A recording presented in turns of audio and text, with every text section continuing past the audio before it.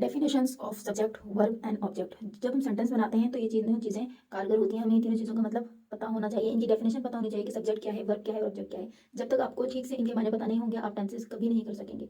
तो पहले हम सीख रहे हैं सब्जेक्ट, जो काम करने वाला होता है। जब भी कोई जुमला हम बनाते हैं तो उसमें कोई ना कोई एक शख्स होता है जो काम कर रहा होता है। अगर सेब खा रहे हैं तो कोई खाने वाला होगा, अगर स्कूल जा रहा है तो कोई अली जा रहा होगा स्कूल, हम जा रहे होंगे तो वो हम है या फिर अली है, वो सब्जेक्ट है। तो सब्जेक्ट मीन्स काम करने वाला, इसको कहते हैं doer of an action. Doer of an action, अगर सब्जेक्ट की डेफिनेशन आपसे पूछी जाए तो आप बताएंगे doer of an action is called subject.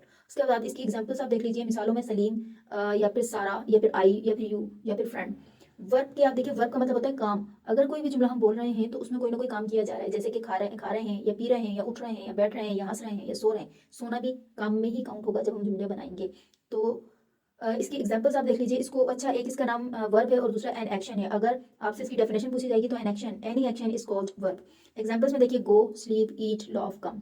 तीसरा हमारे पास है ऑब्जेक्ट। वो लफ्ज ऑब्जेक्ट कहलाता है। जब हम किसी जिस चीज पर काम किया जाए वो ऑब्जेक्ट कहलाता है। और इसकी दूसरी डेफिनेशन है, इसकी डेफिनेशन है receiver of an action is called object. जैसे मैं खा रहा हूँ, क्या खा रहा हूँ, सेब, तो सेब ऑब्जेक्ट हो गया। या फिर सूरज मशरिक में गुरूब होता है, सूरज आपका सब्जेक्ट है, गुरूब होना वर्ब है। और कहाँ गुरूब होता है, मशरिक में, तो ये आपका ऑब्जेक्ट है। मैं स्कूल जाता हूँ, मैं सब्जेक्ट हो गया और वर्ब है जाना, काम। कहाँ जाता हूँ, स्कूल जाता हूँ।